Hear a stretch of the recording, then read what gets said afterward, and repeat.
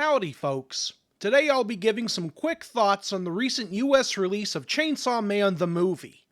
This video will be mostly unscripted as I wanted to make it quickly, so expect a few uhs and long pauses. I should also note that the version of the film I saw was the English dub in an IMAX theater, so your experience with the movie may be different from my own. Also, normally I have trailer footage playing in the background of these videos, but for some reason I don't have much luck when it comes to Japanese films and using trailers, so I'll just have to use a picture of the poster instead. Without further ado, let's get into it, shall we? To start, let's discuss the story a little bit. Basically, the big thing that you should know is that this film takes place directly after the end of Season 1 of Chainsaw Man, after Denji and the gang defeat Katana Man. Following those events, Denji is given a new partner by Makima, who is known as Beam, a shark fiend.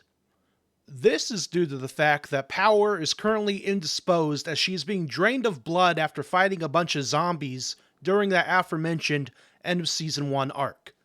So, if you're expecting a lot of Power in this film, unfortunately, she's not in it a whole bunch, except for, the beginning. During this time, our protagonist, Denji, also meets a mysterious new woman named Reze. Almost instantly upon meeting her, Denji is smitten with what feels like love. Or perhaps lust. You can never really tell with the guy. But anyways, his hormones are all out of whack, and he's feeling conflicting thoughts between her and Makima, who he also has very strong feelings for. In a way, the first half of the movie feels almost like a sort of, love triangle romance sort of thing. While the second half of the film is what action folks will really like. Basically, first half is romance, character drama, conflicting emotions. Second half is basically all the trailer shots, with big explosions and the like. I don't want to delve too much more into the story because of spoilers, but for my thoughts, I will say that I would have liked to see a deeper exploration of Denji's feelings for Reze, as I felt like there wasn't a lot of time to really go through with it, although at the same time, maybe that was intentional to sort of show that he gets attached to people very easily and very quickly. In fact, speaking of Denji, I want to talk a little bit about the characters. This film really expands upon some of the fiends that were introduced towards the end of the first season, including the Angel Devil, I don't remember what their name is. He and Aki get a lot of screen time in this movie, sort of exploring Aki's feelings towards having a partner that is a devil, and of course his hatred of devils. So if you were a big fan of Aki from the show, you're going to get a lot of Aki in this film. So that's good. There's also a decent amount of Makima towards the beginning of the film as well, and I guess this is a bit of a spoiler, but her and Denji actually go on a little date. Although it's not exactly what Denji had in mind, so it sets up some comedic moments. But I think fans of Makima will probably be wondering, where's Makima for the rest of the film? But what little you do see of her actually adds a lot to her character, which again just goes to show that she has some really great writing.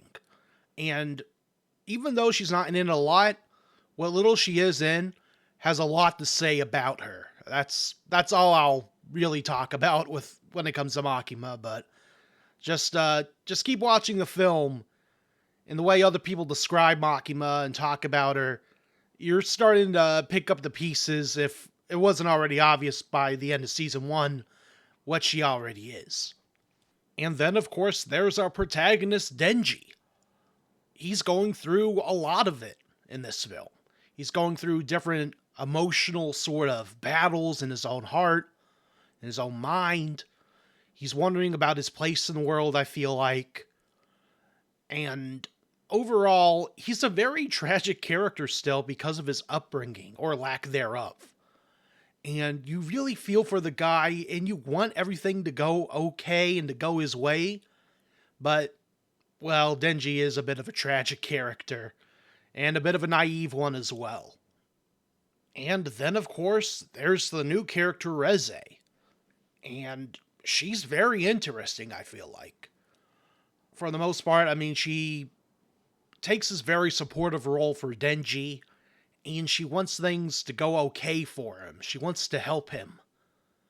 But obviously, some appearances can be. I won't say more, but if you watch the trailer footage, you can already tell where things are going with her. But she's still a very interesting, also tragic character, and I feel like her actions help further develop Denji as well, which I find to be rather interesting. What was also interesting was the change in animation for this film.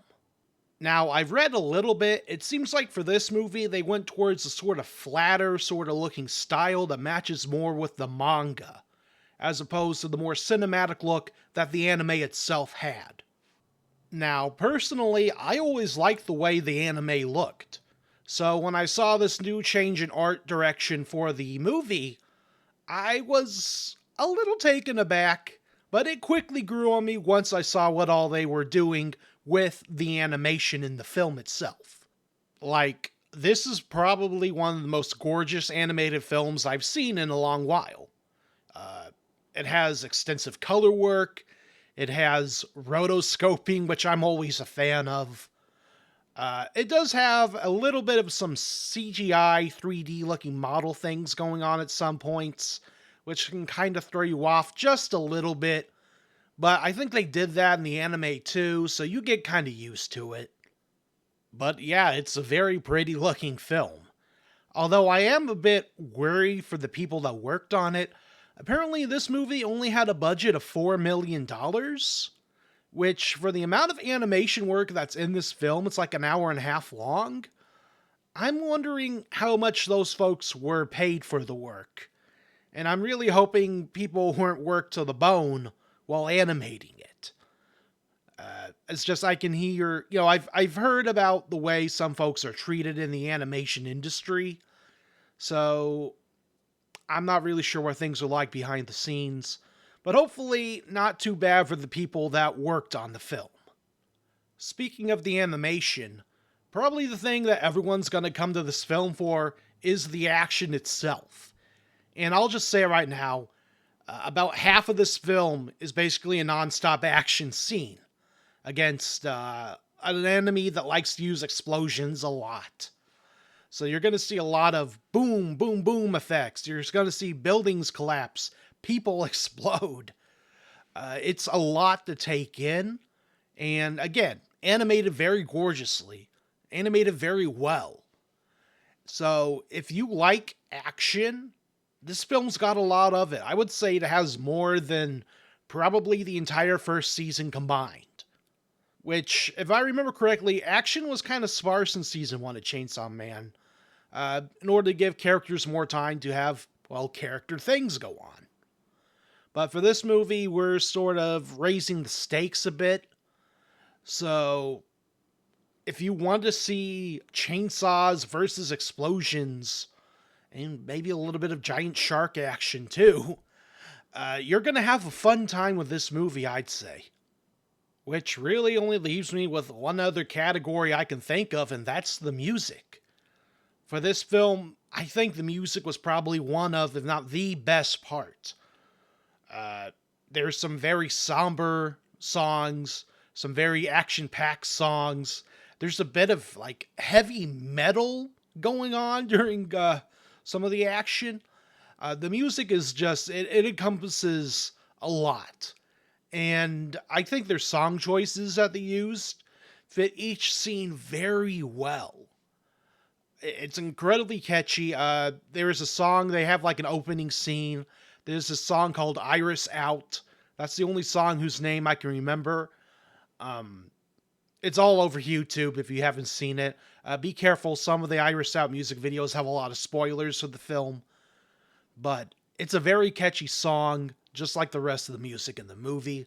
I highly recommend after you watch the film, I'm not sure if they released a soundtrack or not, but if they did, I say pick it up. It is really good.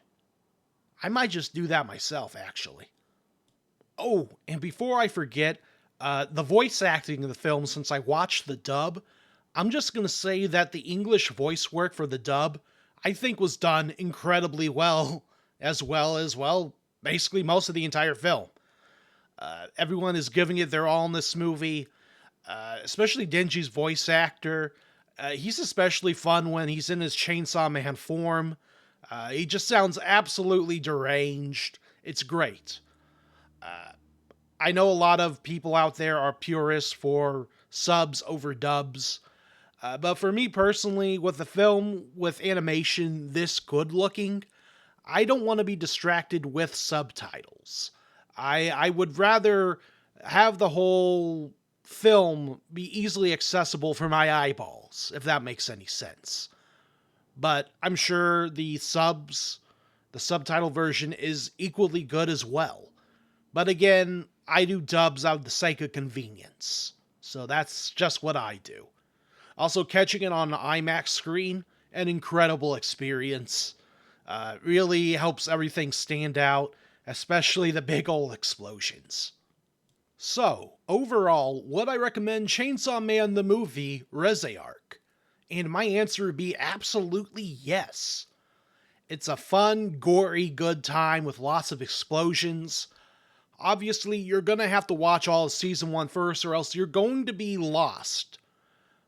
Because this film is a direct continuation of Season 1. And hopefully we'll get Season 2, hopefully soon. But yeah, the movie it's got a pretty decent story. It's got great characters.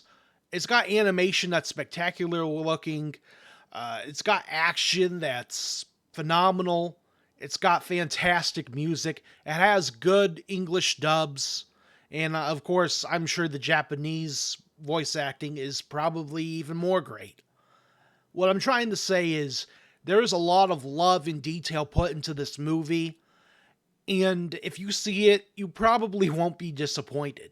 Because I wasn't. And I'm a pretty casual moviegoer myself.